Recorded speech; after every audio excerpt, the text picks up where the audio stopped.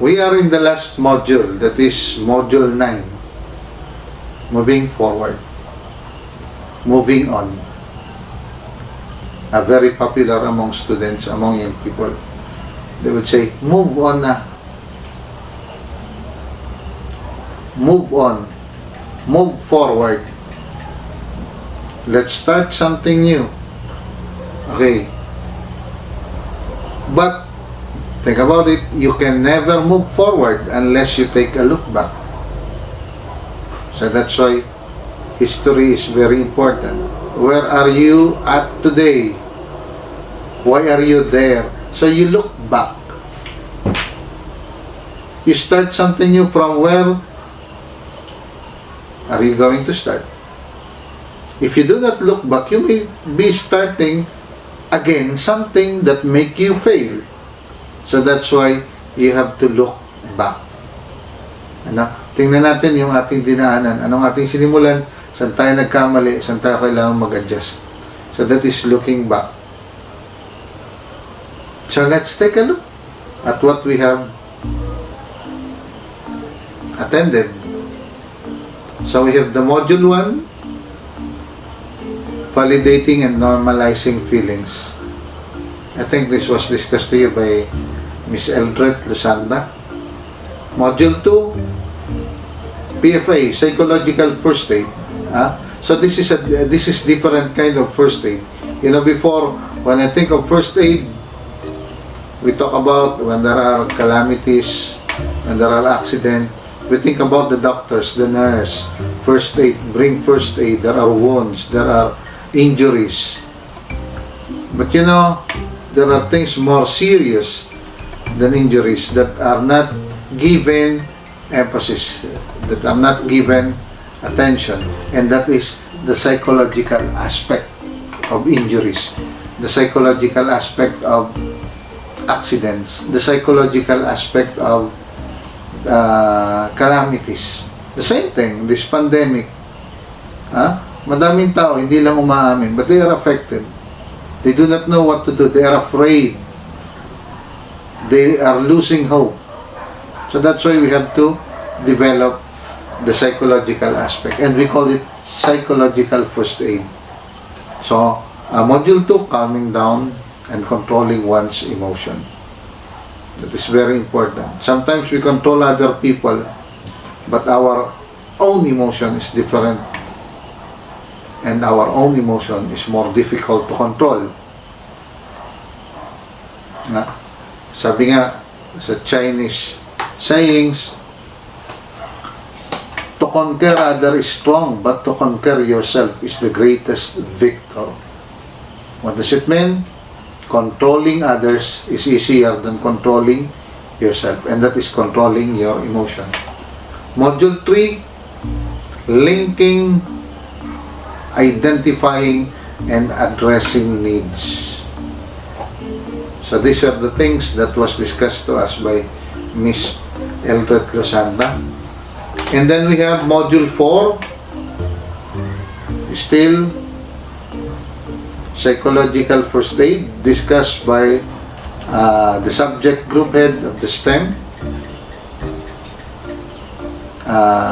Miss Amelisa Quizon. So she discussed on the sources of strength. And then module 5 is module on resilience, managing physical reaction. So what are our reactions? So we have to manage, we have to control, we have to direct it into something that will bring us, that will give us better result. Module 6, managing thoughts and emotion. So that is very important. And then my discussion, module 7, seeking solutions and social support. Module 8, focusing on positive activities. And then we are now on moving forward. And as I said, before we move forward, let's take a look back. Okay. So activity, we have this one. Write down ways on how your home can be better prepared for disasters. We think of disasters. We do not like disasters, but we cannot do anything about it. We cannot avoid it. So that's why it is very important that we should be prepared. And what we are doing today in these modules, the 9 modules that were prepared for you by Alangilan Senior High School, is in preparation for disasters. So the first activity, write down ways on how your home can be better prepared for disasters. We talk about your home. Bahay nyo muna. Sa loob ng tahanan, anong meron, anong handa, anong ating magagamit, sinong ating mga kasamahan. So we think about it. And then prepare. And remember, there are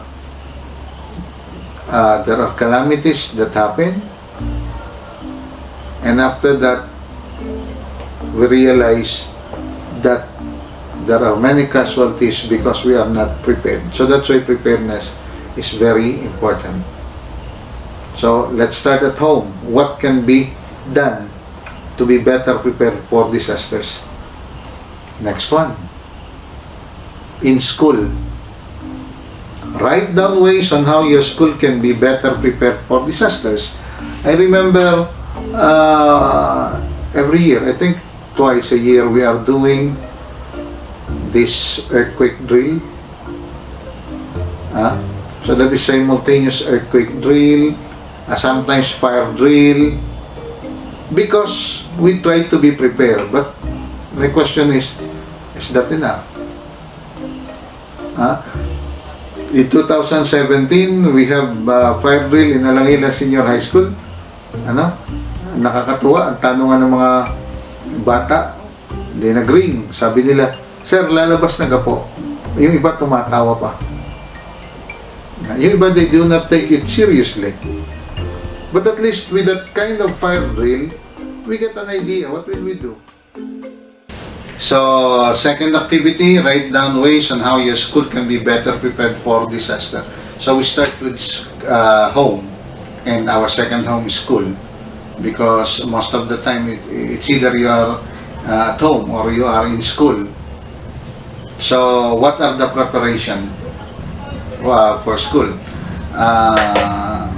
If you may recall, we have in school fire drill, we have earthquake drill. So those things are done for disasters. But I observe, like for example, here in Alangilan Senior High School, when we are conducting earthquake or fire drill, I noticed that some of our students are not serious.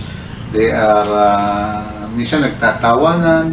Tapos pag lalabas na, babalik pa at kukuhanin ng cellphone, naiwan ng ganito. They are not really thinking that there is a disaster because it is just a fire drill. Pero minsan nangyari talaga ang earthquake ng 2017. At alam mo yung time na ang hirap palabasin ng mga estudyante, ang hirap bigyan ng instruction, sabihin mo, stay muna kayo sa pasilyo, and then ayun, nung mangyari na nga ang earthquake, wala ka pang sinasabi, diretso lahat sila sa labas. Diretso sila agad dun sa harap ng building. The good thing about it, because we have fire drill, alam ng mga bata kung saan pupunta. Kaya lang, on our part, emotionally, ang hirap. Hindi ko maintindihan kung bakit ako ang pinagdi-decide nan. Wala kasi ang principal. I do not know if I am the OIC or I am the most senior faculty member during that time. So teachers are asking me, "Sir, what will we do?" So I have to call the principal. The principal is in the division office. Nag-cancel na ng pasok ang UB at ang Lyceum. So kami, sabi ko sa principal, "Ma'am, anong gagawin?" Mahirap kasi you do not just think of yourself, but you think of the students. So many of them. Tapos nakikita mo, dati kasi pag fire drill, may magdadrama na kunwari na himatay ganun. Tapos, during that time, talagang actual na nahihimatay. Buti na lang, meron kaming professional nurse who attend to them. So, these are things. Minsan, nakala mo hindi serious, but it still help. Okay. In our community, write down ways on how your community can be better prepared for disasters. Malaki na yan. Actually, ang gusto nung mangyari yun, yung kinukwento ko, ang gusto ng mga bata umuwi agad. Sabi ko, ito muna. We waited for the order from the division office at hindi pinauwi. Naisip ko mahirap din kung pinauwi, mamaya may kasunod at sa daan inabot ang mga bata. Minsan nga, during the earthquake drill, nagsasuggest ang bata, "Sir, pwede ba ang ating i-drill ay kung paano umuwi?" Sabi ko, "Oh, that is something we have to consider. Kaya lang, it should be a drill of all the members of the community. Madami kang aabalahin. Ano? So, wala tayong earthquake drill for the whole community. But still, we can think of things that can make us better prepared for disasters within the community." So, yun yung ating activity. So, binigyan ko kayo ng situational. Ganito yan. There was a message from CDRRMO that Taal volcano is once again showing signs of activity. Di ba? Ilang earthquake na naman ang i-record. The warning issued has been raised to alert level 3, and people in areas near the volcano are advised to evacuate immediately. In school, you are listening intently. Oh, listening intently daw. Tunay ka. To the explanation of your classmate on how he solved the problem in mathematics. So, andyan si teacher, andyan kayo, listening intently, and then yung kaklase mo nag-explain. Seryoso kayo. And then there was this message. What will be your immediate reaction? Ano nga kaya? Ano kayang gagawin? Anong sasabihin nyo? Hindi kaya, Ray? Ma'am, uwi na po tayo. What do you think? Okay, whatever it is, we have to be prepared. We have to think. What should we prepare? Number one, ourselves. Our thinking, our emotion, our reaction. And then, if we can make all these things ready for disaster, that is the time we can do something about it. And we can make ourselves, our home, our school, our community prepared and ready for disaster. So that's all. Have a nice day, everyone. So once again, this is your speaker for the last 3 module. I am Dr. Ricky M. Bialingo, the subject group head of Yums Master Teacher 2, Alangilan Senior High School. Maraming salamat.